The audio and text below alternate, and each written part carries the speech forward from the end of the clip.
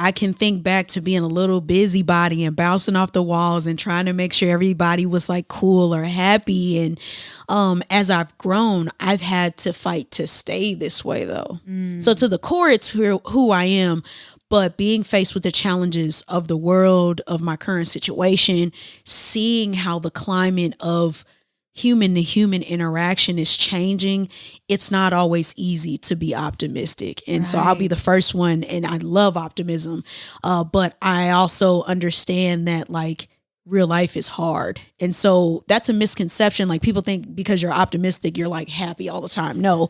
Optimism just simply means you have a hope for a better future. You know, things that can be different. Yes. And so my current challenge is remaining optimistic.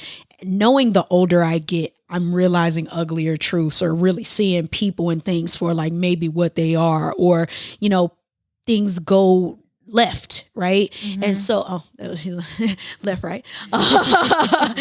But making it the intention and almost the mission of my life to remain optimistic is where I am now. And optimistic theory came from that thought of, I saw this meme that had like the evolution of a person, like kind of from a child into a full-size adult. And in the child, the heart was the biggest. And then the adult, it was like a speck represented the heart. And I got angry at that. I said, is this really how we have to live our lives? Do I really accept that for my life? And from that moment on, I didn't know the answer, but I set my mind to go on a mission to prove or disprove that theory. Hello, everybody. Welcome back, or welcome to the Sound Mind Strategies podcast. This is episode number 41 coming at you. This is your host, solo, Evan, today. I'm missing my partner. I know. Where is she? She is maximizing the day. Today, actually, I'm recording this on March 1st, Sunday. It is mid-60s. Can you believe it? So we were out and enjoying the beautiful weather. We had baby out with us on a nice little walk. We had Cooper out running around, and they are tapped out. The whole family is napping, minus me, of course. So I wanted to take this time to let them recharge, get refreshed for the coming week. And I wanted to do this intro for you. I am not going to do an entire podcast by myself. I'm going to just do this intro. So what do I have planned for you? Actually, earlier in the week, Anina and I were able to sit down with a dear friend of ours, Dr. Brittany Conners, with optimistic theory. What is that? So she is a doctor of OT, raised, trained, educated, schooled, all here in St. Louis. And she stepped out of her normal role as an OT and decided to do the entrepreneurial thing. So she is stepping out, starting her own business, that optimistic theory, and bringing her flavor, her style of OT and solving the needs of people through just a unique blend of how she sees the world. So she takes her styles of OT and solving those needs for people with some life coaching and mindset coaching and transformational just strategies and methods of just like solving needs and meeting people where they are to, one, just deal with basic life needs and skills and empower people. It is such an amazing episode. You are going to love the conversation that we have. The back and forth is just phenomenal. Like every time I sit down and have a conversation with Brittany, like I leave just so energized and just pumped for life. Like the optimistic, like that is such a small way to encapsulate like her energy and just vigor for life. I mean, I leave just so energized and smiling off my face. Like, it is just so fun every time I have the opportunity to meet with her and talk with her. Some of the things that we really get into in this episode are just harnessing the power of silence. This is something that she's brought into her own life and a practice that she's been utilizing, of silence, and how she is gaining strength and insight on her own self with utilizing silence, finding your own voice. So, and kind of what that entails and how we can all bring that in. And then also learning to trust yourself and to trust your instinct to say yes and no more quickly, to just trust that gut instinct. So it's just an amazing, phenomenal episode where we kind of have just a really dynamic back and forth. Some real powerful questions in there, and just her answers and just her outlook on life I think you're going to glean a lot from it, whether you're familiar with OT or not. I think this episode just has so much to offer everyone, no matter what walk of life you're in or what you're into. If you're into athletics, or if you're into entrepreneurship yourself, or whatever your own interest is, your own cup of tea, whatever, however you want to apply it. Like, this is definitely able to be applied to absolutely everybody. You're in for a treat to hear from her. So I guess without going too much into everything that we do here, thank you for all your continued support with baby Theodore and Anina. So we just thank you, and you know what to do. Like, we just thank you. Want to say thanks so much for all the shares and likes and comments and back for the episodes. If you could continue to do that, that does us so much good, spreading the word and getting our message out there, and kind of opening up who we are in front of and what ears that we can get into. So we greatly appreciate that. Like, I know you hear this probably on every single podcast or everything that you see. People are just asking for your continued support, but to be honest, it really does do us a world of good to leave those reviews and comments and shares. Like, if you gain anything from this, like, we would greatly appreciate it if you could leave a little review, send it out to a friend, maybe snag a phone, show them how to download it, show them how to hit that subscribe button for them. So greatly appreciated. If you're not following us on social, please do that. Head over to Instagram and on Sound Mind Strategies there. And then we also are on Facebook, where we kind of can dive into some questions or have continued conversation there. So we appreciate that as well. So without further ado, you know what to do. Just get comfy, crank up the earbuds, and enjoy the episode.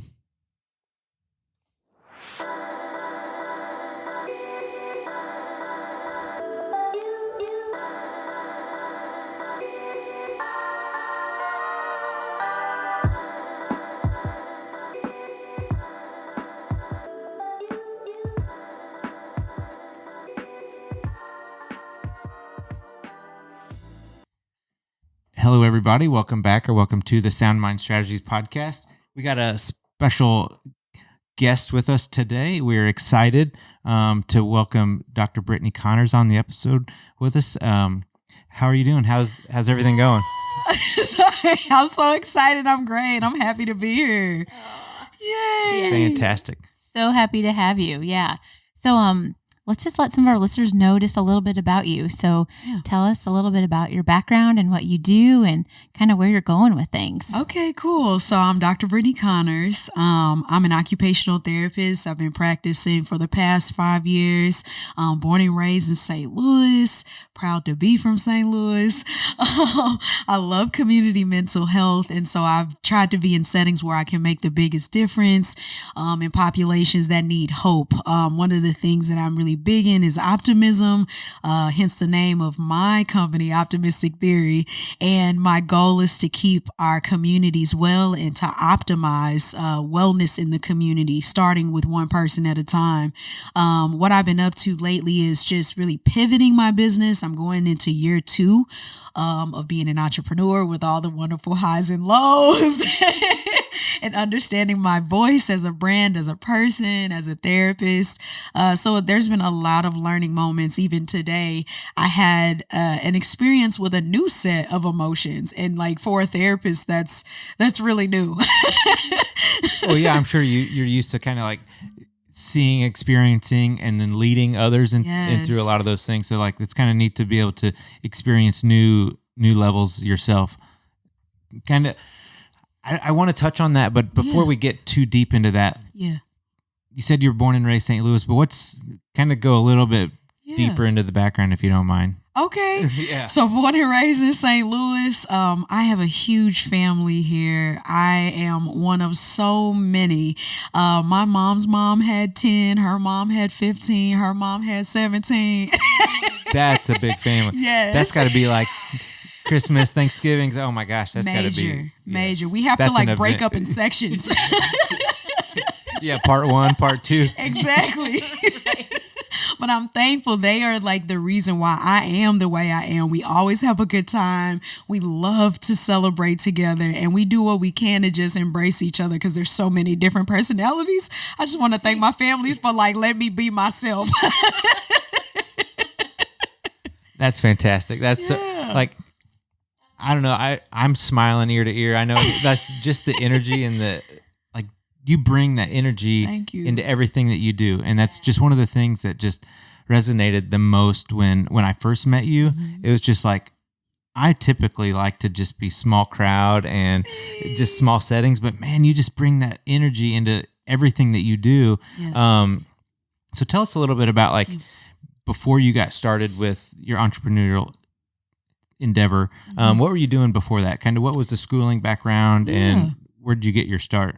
Yeah, so I got my start at St. Louis University. So I went there for undergrad and for grad school.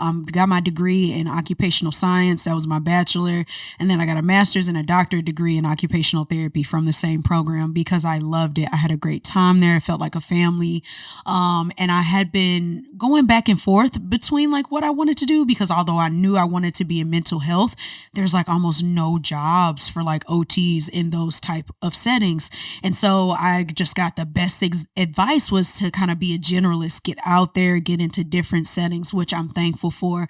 And that's how Anina and I met when we had our time together at the VA and Hud Bash and like being the two bright spots. For each other. But That's right. Working in the community, like through some tough things. I worked in school-based settings, pediatrics. I've done inpatient. And then the thing I was doing before I jumped into entrepreneurship was I was actually working in jails and helping do research in prisons. And that was by far some of my most profound work in the sense that I never knew I would love working in a place like that. It's amazing to see where the change can come from. And it starts with therapeutic approaches that can hopefully permeate into the policies and the procedures and even just how we view those types of spaces that end up being kind of the household for those who we don't have facilities for. So like people with mental health concerns, people who are struggling with substance misuse. And so it was a great opportunity to help bring people back to the community in a healthy way before just letting everything hit them, like planning and getting professionals on the inside of the jail, making sure that if they had family contact or good contact before they were released and maybe went back to some situations that weren't the best for them. In that moment, when I realized I was doing such powerful things and I was grateful to be a part of an awesome team, but it just hit me one day. I was actually on a plane. I was going to present my first international conference in South Africa. And I just had a moment where I said, I think it's time for me to try this on my own. Like there was nothing wrong, anything, but I'm spiritual. So hopefully it's okay for me to say that I really believe that it was God just saying like, okay, like here's your next assignment. Like here's your next thing to kind of get into. And I was scared at first because I didn't understand why, everything was good. Like I hear people talking about, oh man, I do not like my job. It was nothing like that, but it was honestly just a voice, quiet and still, like it's time to lead. You've been following, you've done a great job, but it's time to lead. And so I began to make a bit of an exit plan and try to review like myself, my strengths, my areas of improvement. And do I really want to do this? It sounds fun. Are you ready for like all the unpredictable twists and turns? Ooh. And I really was. And so I did jump, and making my way ever since. That's so encouraging. I love hearing that. It's so encouraging, just like where you were at. And it's like you said, everything was going well. And it's like, just heard that voice that it was time to make that move. And it doesn't sound like it's not always been like probably easy either, being an entrepreneur. And I'm just curious, kind of what would you say, like, how has it been for you just this last couple of years of being an entrepreneur? I would say it's been challenging. You know, I have never been in a position where I was faced with challenges like, how are you going to pay your bills, and how do you get reimbursed? How do you get paid? Because you don't think about those things when you're in a system. It just happens. Exactly. It happens. That's so true. It's so right true. On time. Yep. It's stable. And so you just don't think much about it. That's crazy. Like, you go through all this schooling and training, and like you're the best of the best, and you have all this knowledge, and you're like, wait a minute, how do I get paid? Exactly. I gotta eat. I need things. And like my family has been super supportive, but it was a moment where like, Brittany, you sure? Like, you just became a doctor. Like, like, are you sure? And they stuck behind me when I said, yes, I'm sure. I don't know what I'm doing. I don't know what's going to happen, but I do know it's going to be all right. So I've had those type of challenges financially. It's been a learning curve. So I try to stick my head in as many like articles and books as I can. Yes. And I just got off the phone with a friend before I walked in, and I told him I have really experienced new emotions. Like, I did not think that was possible. And it was only becoming an entrepreneur that I really understood that the emotional side is what people don't talk about often, like how difficult that is, why people want to give up or stop or go back, and even recently I've picked up a part-time job at Microsoft because I wanted more skills in selling. I wanted more skills in business, but also I needed to pay my bills. And when I really realized I had to go back somewhere, I was crushed. I was like, man, I went a whole year like kind of on my own terms, doing my own thing, and now I have to go back and work for someone. How do I feel about that? It's been a great choice, but emotionally that was a lot to consider. So I'm thankful in the past year I've had a better perspective on failure.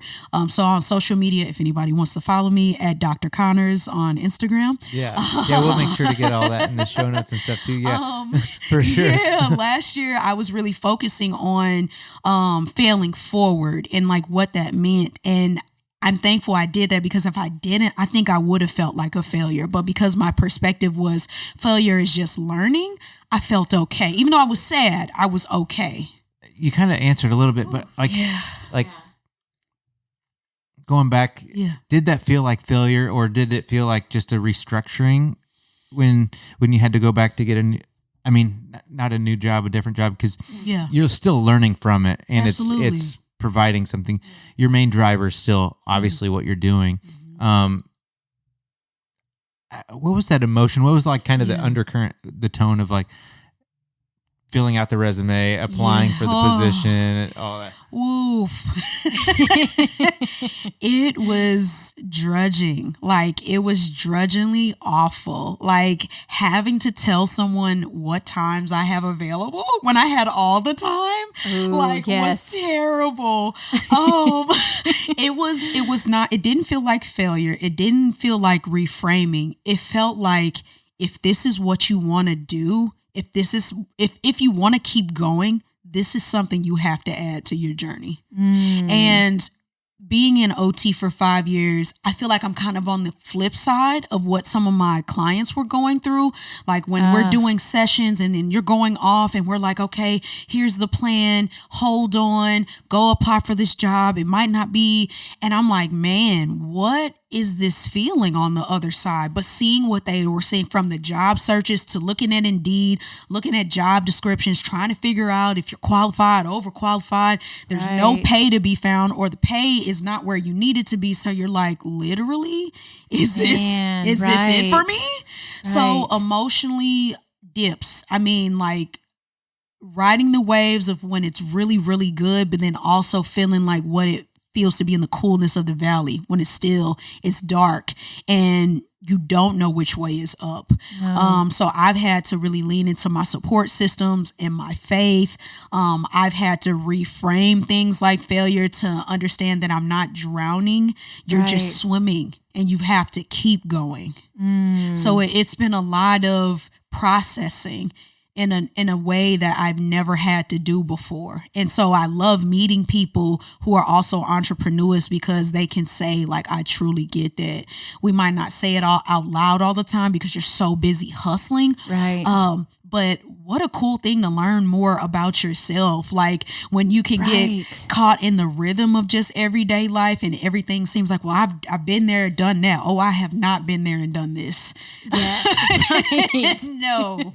Yes. Wow. I'm so thankful you shared that. It's just so powerful just to even hear like how you've been on the other side of things too. And I think that Yes. sometimes it can have that disconnect for us when we're working with people because it's just, we don't know what it's like to be kind of in their shoes. And it's almost like full circle where you've come back. Full like, circle. yeah, and I can tell you've learned so much about yourself through this whole process. Yeah. And going into year 2, I feel a lot better. So it's a different space for me, financially, spiritually, but the foundation is different. I got to like be a crash dummy almost the first year, but now I've learned from that. And so Yes. whether it be screening opportunities, I've never had like a fear of missing out, like socially, I'm okay with that.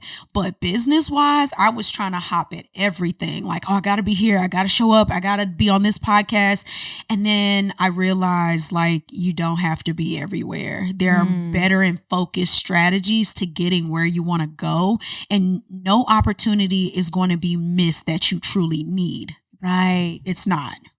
So what guides that principle? I mean, is it just like, I mean, you've already kind of mentioned, the spiritual background and kind of trust in God, greater force. Or is it just very calculated of like, these are the must do's, fill in kind of the mediums, or is it just like, yes to what I need to say yes to and trust God's timing on things? Like, what is the main driver on like kind of pulling back from having to do everything to just like hitting the big things? The big things, yes. So I would say it's definitely faith, and I let God do his work. I got to trust in him, right? But then the other part of that is the alignment. So I started recognizing what aligned with my actual path and what I was stretching to make align. And I don't know if that's a big enough distinction, but when I was reaching and grabbing, I could tell I was getting off balance. But the things that I really needed to be a part of, it was natural, it was organic. So it's God's timing, it's my faith, but then it's also I don't want to lose this because I'm right here at it. It's also understanding that the best decisions that you can make come from your gut. And getting quicker at your decision making and listening to yourself. My brain works a lot faster. I would be like sitting and trying to marinate with every decision. And it's like, you got to get quicker at this. And you do, because you start making harder decisions. You start making decisions about collaboration, about payment, about where you want to go, where you don't want to go. And it's like, I don't have time to like second guess myself. That's rich. Man, I mean, I think what I pulled out of that was, one, faith is the driving force, but I mean, you got to trust. Yes. I mean, you have to trust. It's all going to work out. It's within the right timing, but not, I just saw it so clear when you're talking about that, like pulling things off, like you're very clear on your path and where you're headed. And there are things that you need to pick up along the way and things that you kind of want, but they're a little too far. That's going to kind of, well, if I go get that, I'm going to have to take even just one step deviated off my path. And I don't have time for that. I don't have time for that. Man, that's rich. Like, be quick on your decisions. Say yes to what you need to say yes to. I mean, do you feel like you need to say no quite as often? Not anymore, because I've gotten better at it. As time went on and I got to practice yes, no, fail, succeed, I got to see what the formula was. So I do believe that there's a better way. There's you take calculated risk. instead of just throwing everything and just hoping something lands. You have to really do your research, study, execute a strategy with every attempt. That's another gem that I'll throw out there. You can just jump in for sure, but have a strategy when you jump in. What are you hoping to get out? What are you hoping to learn? And then study. I do so much reflection after that happens. And I had a student reach out to me and ask, like, well, how do you know the difference between like the opportunities and distractions? And that question sat with me an entire year, because honestly, I didn't know how to answer that. And it wasn't until the trust factor came in and understanding that I was deviating so much that I was messing up the order of steps that were already laid out for me. Dang. And that was on me. Right. I had to take responsibility that you're deviating way too much. Man. Yeah. That would be hard. Yeah. It would be really hard. Gotta have a whole bunch of hard conversations with yourself. No kidding. Yeah, exactly. And it makes me think about, I know we were talking earlier about some of these times that you've been doing some reflection and having like some pauses in your life. Tell us a little bit about like what that's been looking like for you. Yes. So in the midst of figuring everything out with the business, the best part about being an entrepreneur and having your time be yours was last July. My dad actually had multiple strokes. I had just got back in the country, and I got a phone call like, hey, you need to get to the hospital now. My dad had multiple strokes while he was driving, and it changed my whole world that fast that day. And so the beauty and the blessing of being the entrepreneur was, I can take off work right now. I don't have to ask anybody. Right. This is the decision. But in doing that, the cash flow got off. So I had to stop contracts that I had. I had to stop seeing clients that I had.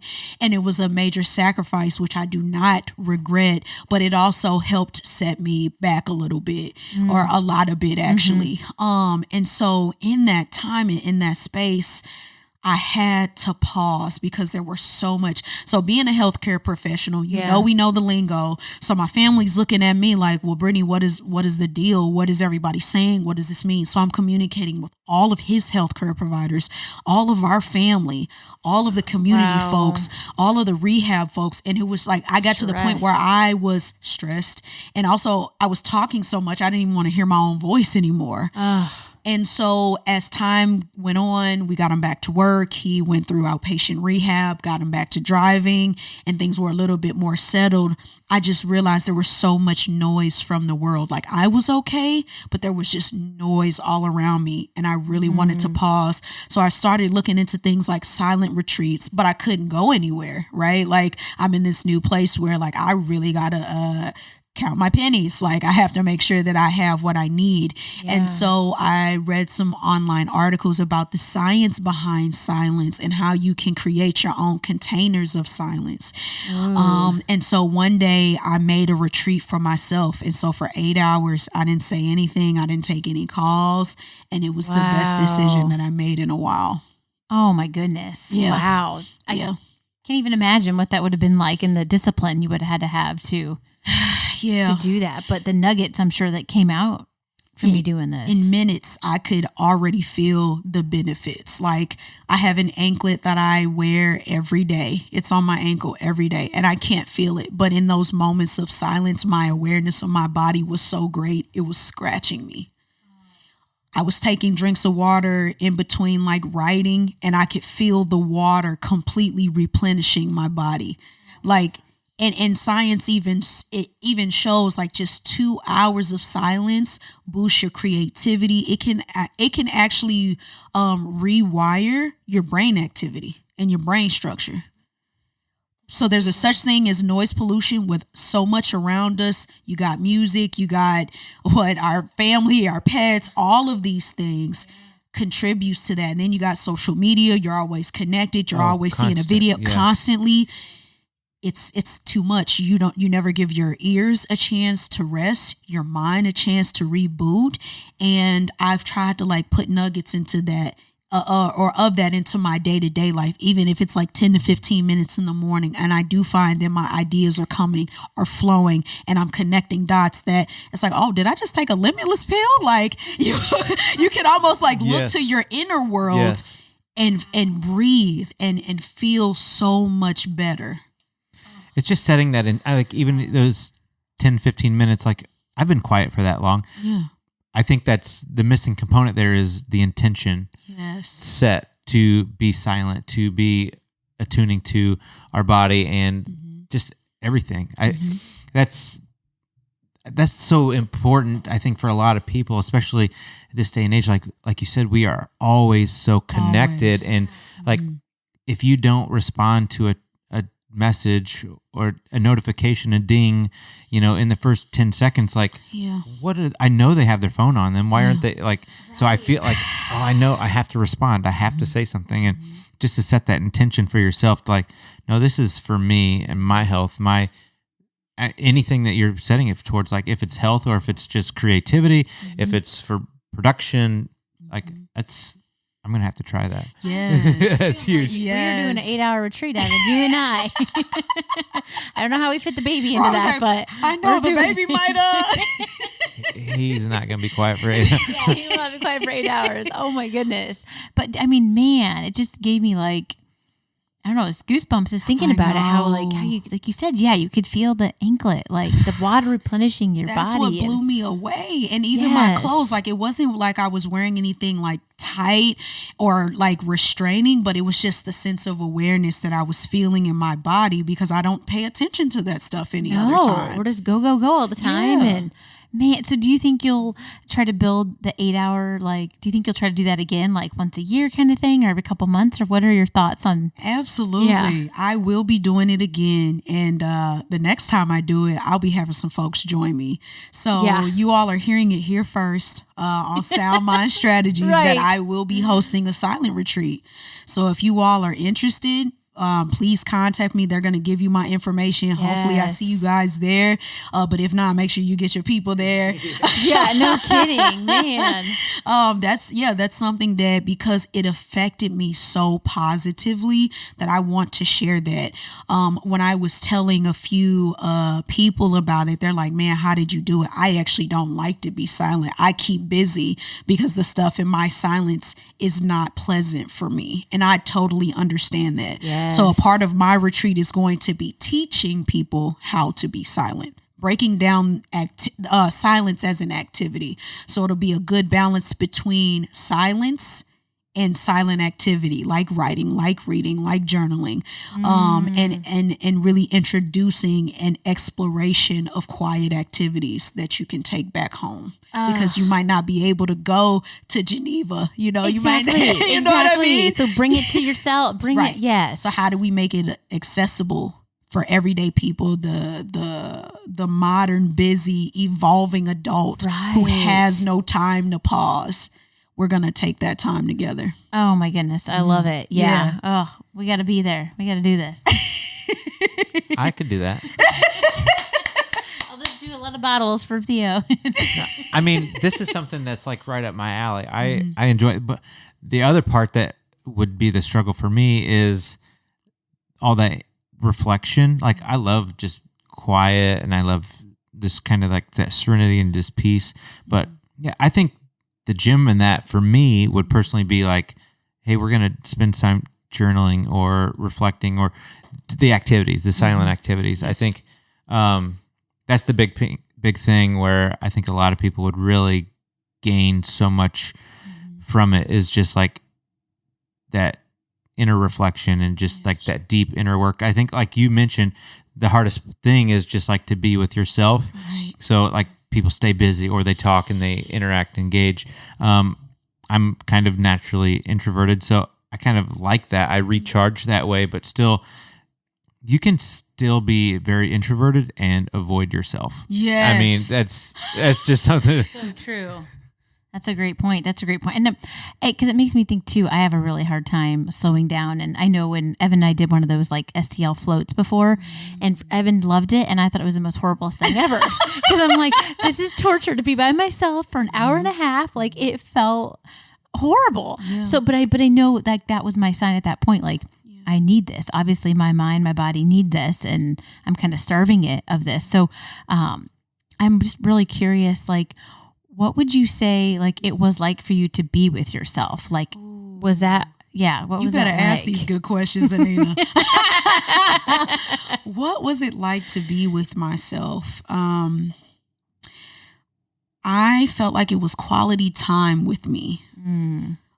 We love to spend time with so many other people and things, and we forget ourselves a lot. And it's like, well, I'm me all the time. How is that possible? Well, our minds wander. It's so much easier to look externally, but taking that look inside is reframing what it means to be like alone and as a punishment and as a bad thing, and seeing like that is spending time, quality time with yourself.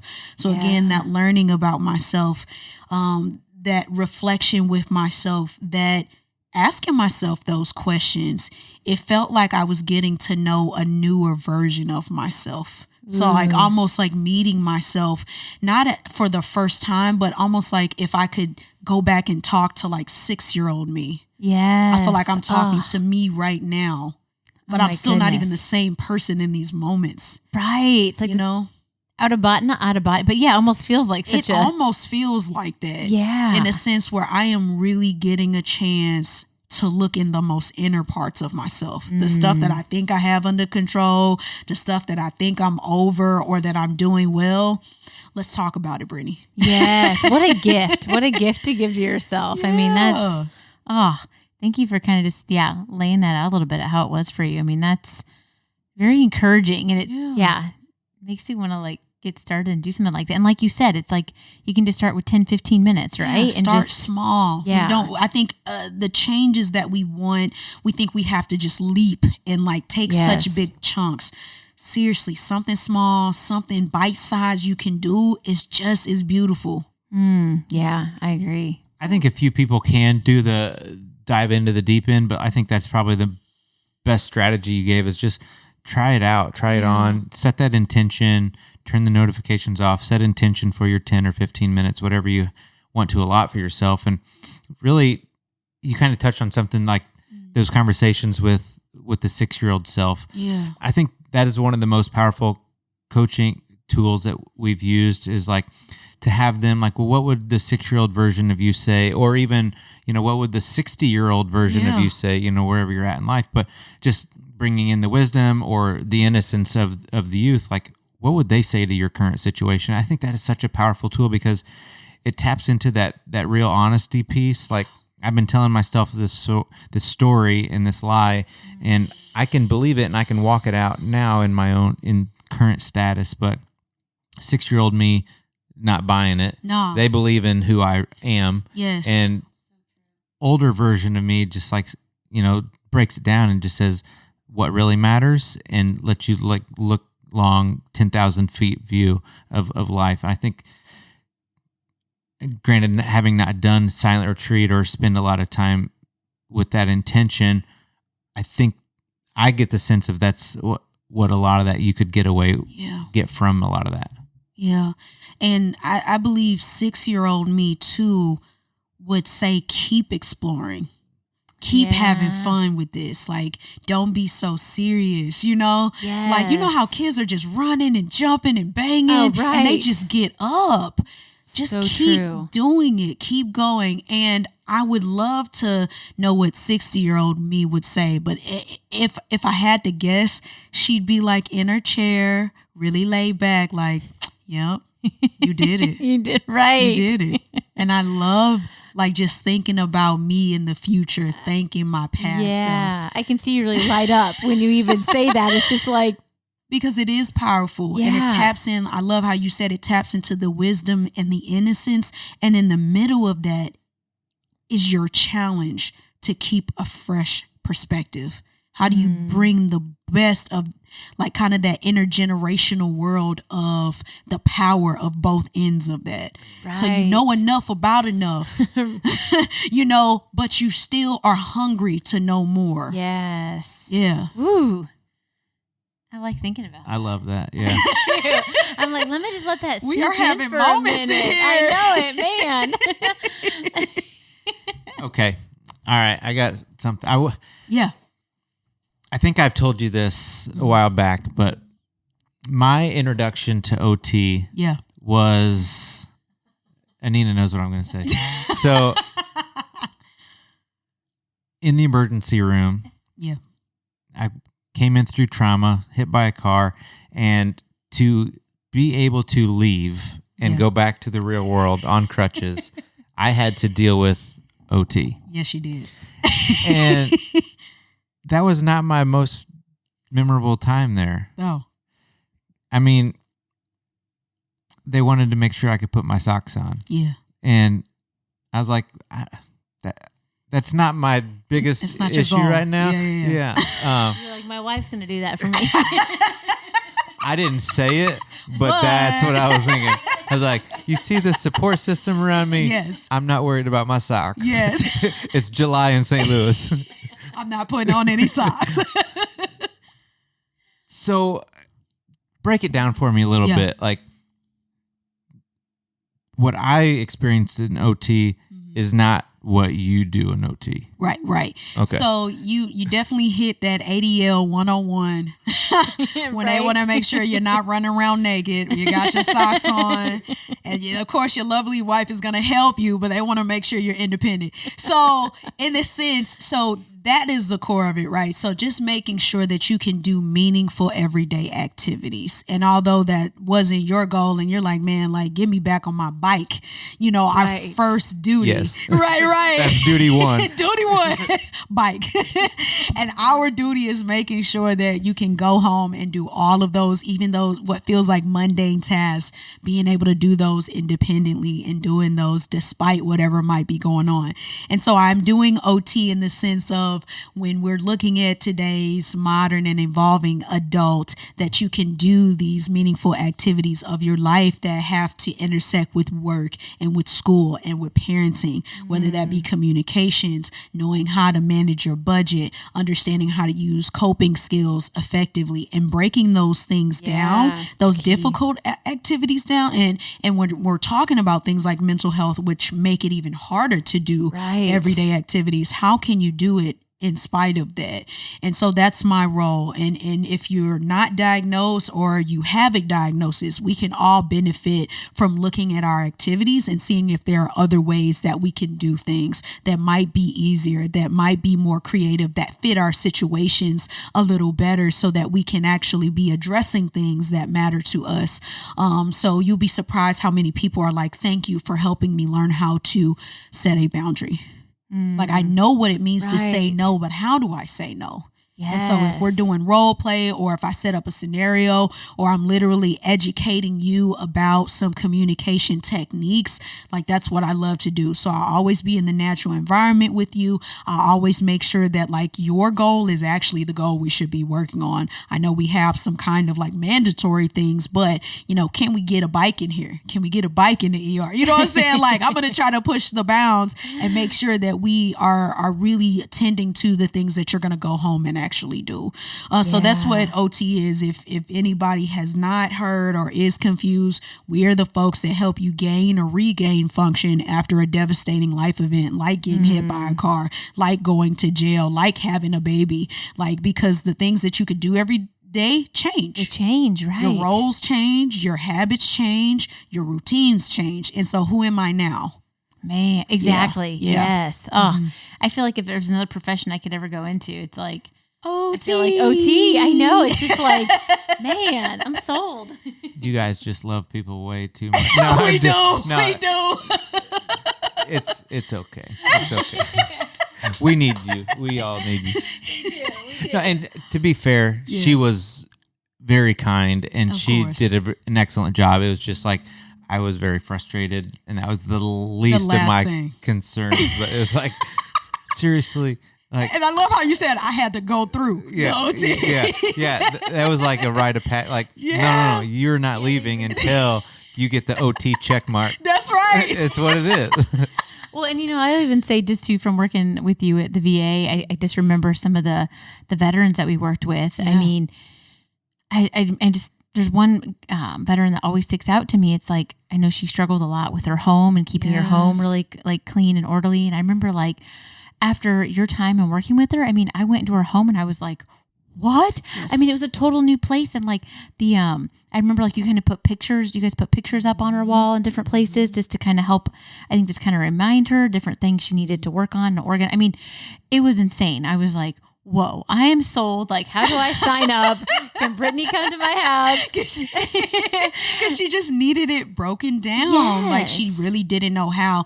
And that's what I love about OT is that we take the assumption. Like, it's so easy to get frustrated. You're years old. You should know how to do this. Right. And like, honestly, everybody doesn't have access.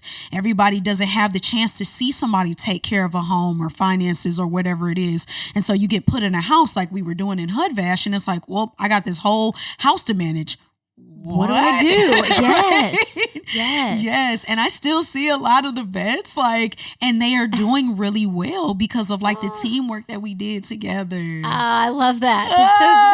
That's so cool to hear. It's like, yay. Well, that's really important. I mean, like, these programs are fantastic. Yes. And they do such good things, but at the same time, like, it can be very problematic. Like, Oof. you know, Yeah. you do these things. It's like, well, I don't know how to take care of it. Now I'm really just going to create the environment I was in this place now. Yeah. Like, I don't know how to do things. I don't know how to take care of it. I don't know how to manage myself or feed myself, whatever the scenario is, especially if you're talking like where you're dealing with mental health. Like, I mean, we want to do so much, but sometimes like we have to teach and rather than just give, you know, like, right, yeah. because you also don't want to create the sense of like you're enabling people, which can be a very thin thing, like the difference between equipping and then enabling. Yes. And it's like sometimes when we're crunched for time, it's like, okay, we just got to get you in here and, you know, we got stuff to check off ourselves, productivity, whatever it is. Exactly. And it's like, if we don't teach, then we're going to create a cycle. And that's what I loved So about our true. program was that we were trying to fight back against like creating these harmful cycles, even though the intention was to help.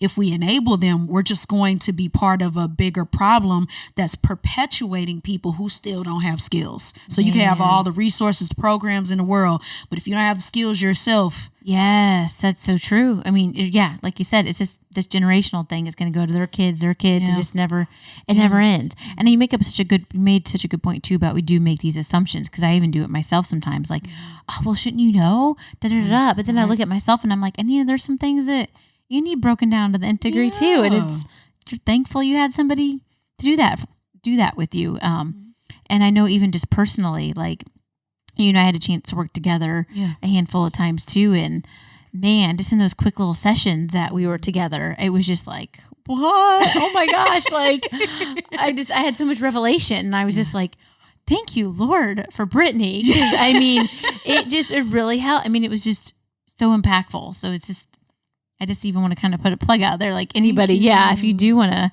consider working with Brittany, I mean, it was amazing. Yeah, I mean, there's power in doing. You can tell a lot about a person in how they do and what they're doing. Even if we look at the same activity, the three of us might have three different like approaches to it that we can learn from each other. And so if we're like passing that between each other, or if one person doesn't know, and we can create interventions, or we can create ways for people to practice, that safe space for practice is what I love. Yes. So you don't have to feel ashamed. You don't have to feel like, man, I'm embarrassed that I'm this, and this, and I don't know how to do fill in the blank. Like, here's just an opportunity for you to get your chance. You can get this practice, and then look at where you can go. Yes, exactly. Even that's kind of like that role playing. Like, do it together here in a safe environment, and then you feel prepared and equipped to do it in the And it bigger seems world. simple, Yes. but let me change my voice when we're trying to like interact or like reenact like a phone call with a landlord.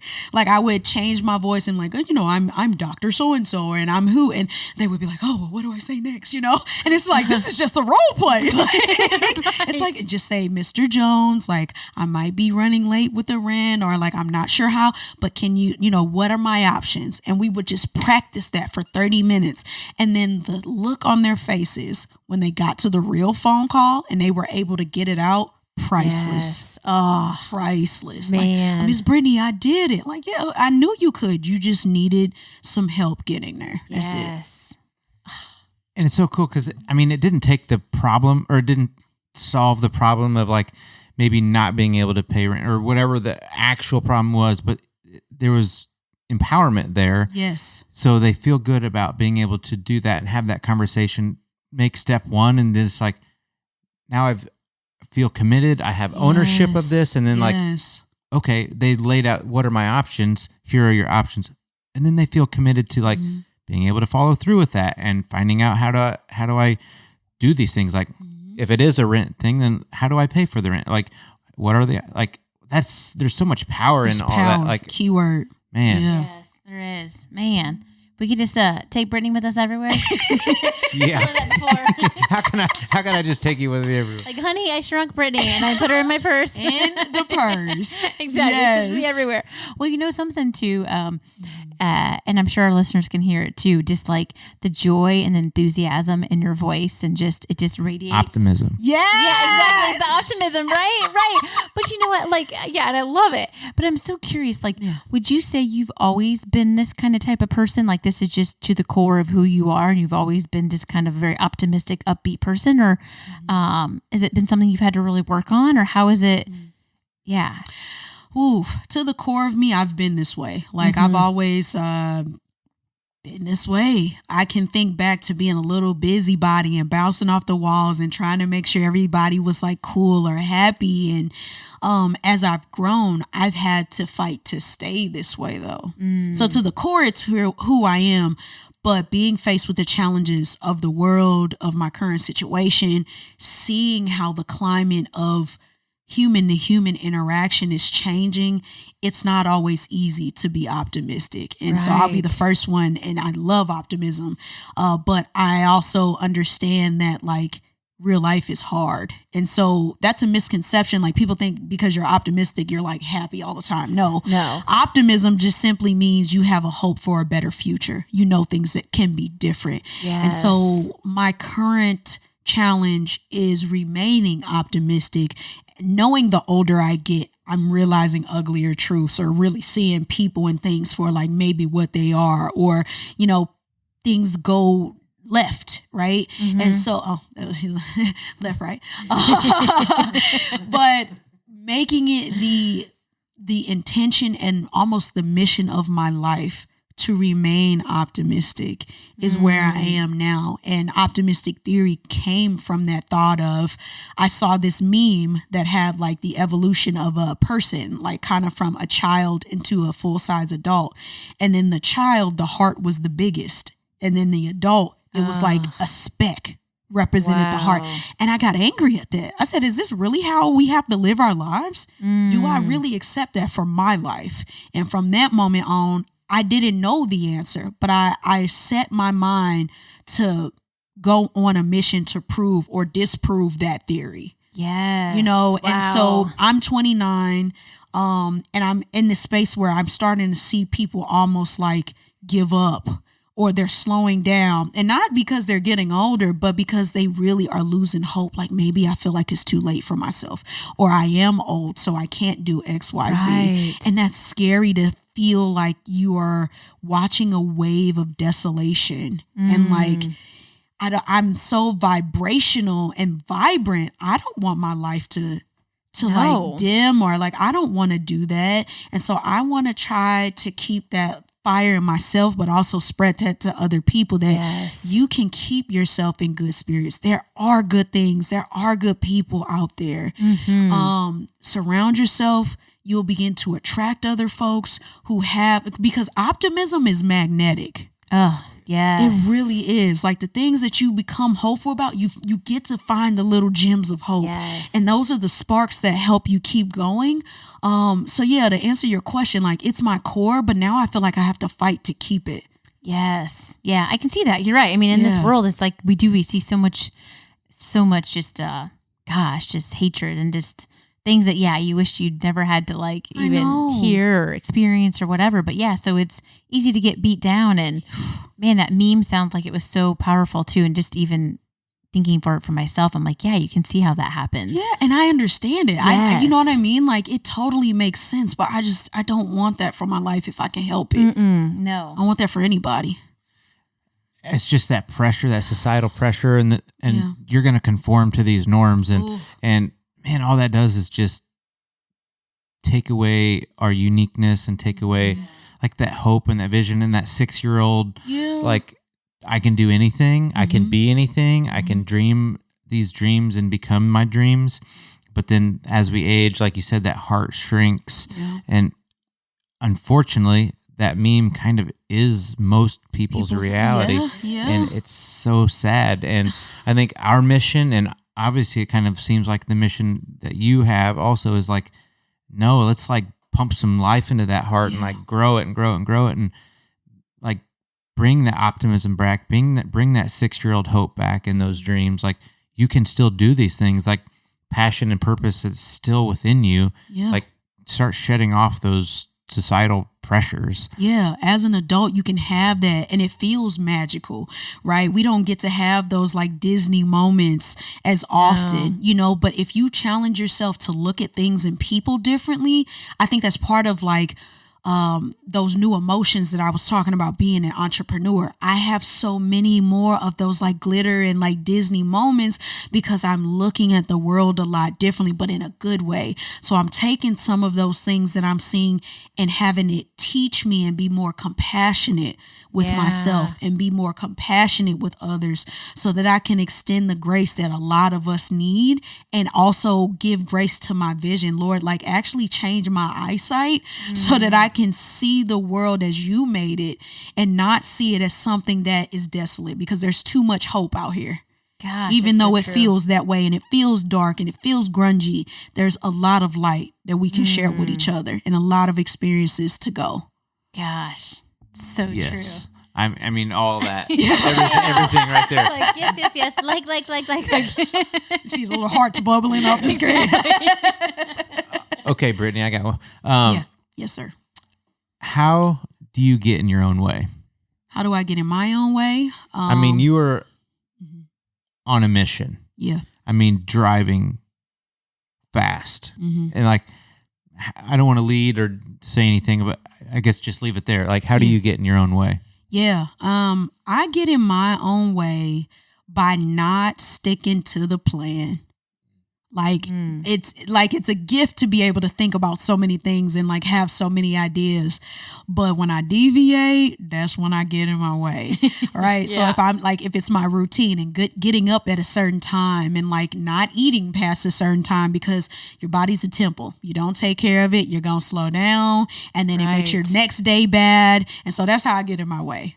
I like deviate, but I try to be graceful with myself when that happens. But I'm human. I'm gonna fail. I'm gonna make mistakes. But if that's the answer, trying to deviate from the plan, and God will tell me like, where are you going? Like I done already told you it's this way. But look, shiny objects, squirrel, like. That's how I get in my ideas. So I try to take my gift very seriously, but sometimes too seriously. Yeah. Yeah. I can relate to that. I mean, a lot of that, but like I get all these ideas rolling, like, but you're on a path here, but I know, but this has nothing to do with where I'm headed. Nothing. But it looks fun or tempting. And we'll make it seem even more fun. Like, exactly. I'm sure it's important. It's gotta be part of the plan, right? Yeah.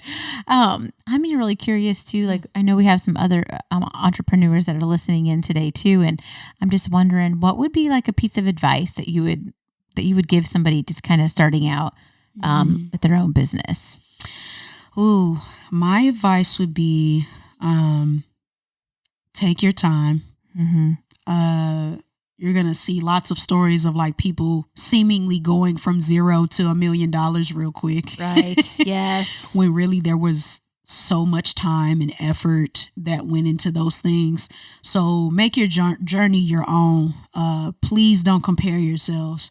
Comparison is the thief of joy and power. Very so true. The more that you're looking out, you're giving away your power to put in work for yourself. Yes. And if there are people that you truly adore or admire, reach out to them. I found in this entrepreneurial drive that a lot of us want to see each other succeed. Yes. Like just reach out, get in a network of people, try to join something, read.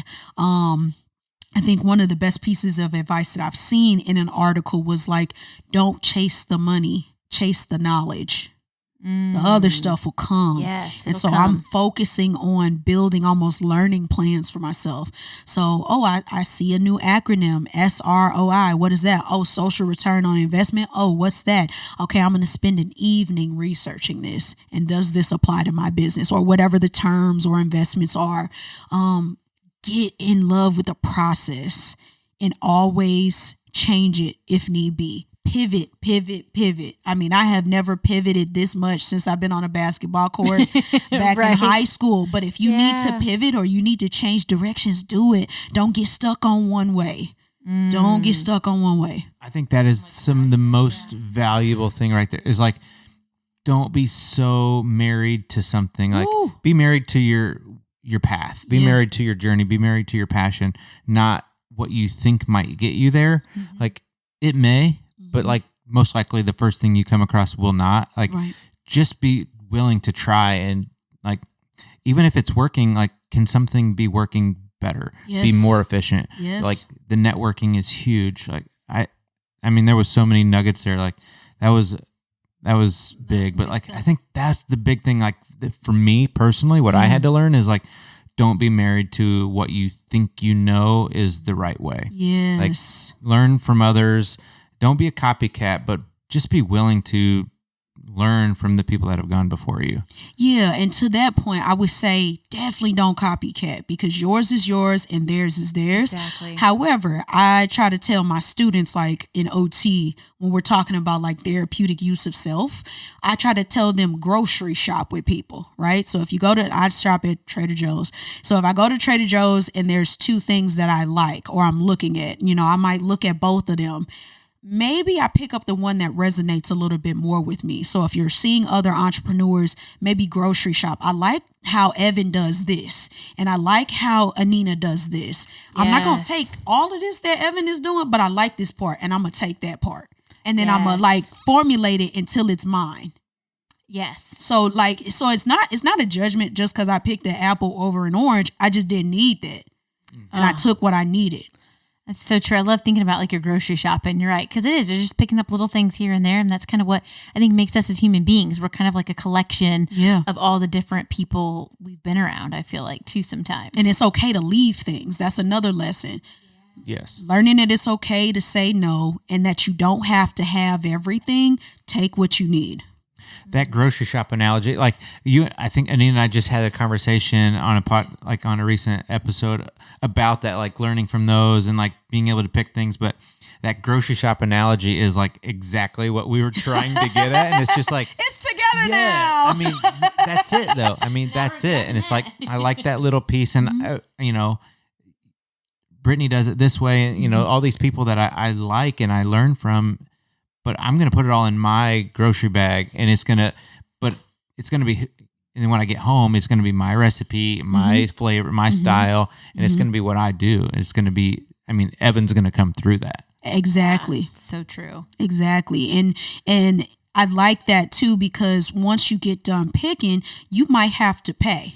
Right? You just can't walk out the grocery store, right? So if that means you have to go to a workshop, if you have to go to a conference, if you have to buy a book, that's your investment. But like you said, when I get home and the recipe is mine, that's worth it, because then somebody's going to be grocery shopping with you. Yeah, that's right. Ooh, I love that. That's, right. That's a good, man. I love the visual on that. I'm like, yeah, it helps. It helps. Does. It does. And I also stress, it's not about the judgment, right? Like, ooh, I don't like. No, it's not that. Like, that's just not what I'm here for today. That's not on my items list. I'm looking for these. Be intentional. Be very strategic about what you're grocery shopping for. I'm looking for ways to bring in revenue, or I'm looking for ways to automate my systems. Like, I'm going grocery shopping for those things from these people. Yeah. Not willy-nilly. You know where you're going. You know why you're going. Oh, I like that. The intentionality behind it is so key. Mm-hmm. Yeah, like I know this is what they excel at. Yes. I want to learn how they do that. Yes. Like, I'm not going to copycat, like you said, but like they've already paved the way. They've already smoothed the path. Like, use that. Yeah. That's wisdom. And like they want you to. Yes. Like, that's just being wise, learning from the people that have kind of like already paved a way. Like, how did they become successful in this area? And then, there are people that do all kinds of things, and then you can collaborate that and throw that in your shopping cart. So that's cool. Yeah. Shopping. I said, I'm going shopping. I'm ready. Yes. Yeah. I guess just to kind of bring this to a close, Which I'm sad about, but yes. I know we're going to have to do a part 2. Like I could talk forever, with you, like just such a wealth of knowledge and the energy that you bring. I agree. I could just continue talking forever. Okay. So there's a part 2 coming. Okay. Yeah. So if you had to leave everyone with just like one big thing, I think Anina kind of asked a little bit, but like, where are you headed? Where are your eyes set? Like, what's your trajectory? Like, that way people kind of like, when they see you big, like, okay, they know where to look. Yeah. I would say look for me in the places where there are gaps. I'm a gap filler. So I'm going to go and I'm going to try to fill in the holes for us to keep us well, to always empower us and inspire us to be our best selves, in the sense of we don't have to grow colder as we grow older. So look for me in the spaces where we need some hope. I'm definitely going to be getting more into like tech and wellness. My spaces with even the silent retreats are going to have a way that we can track data, right? So like, I want to understand, even though this sounds like really great in theory, like, are there any negative consequences? Because I don't want to give anything that's going to hurt people. So look for me in research. Look for me to be at a conference as your keynote, because I'm coming to stages and I'm filling your cups back up.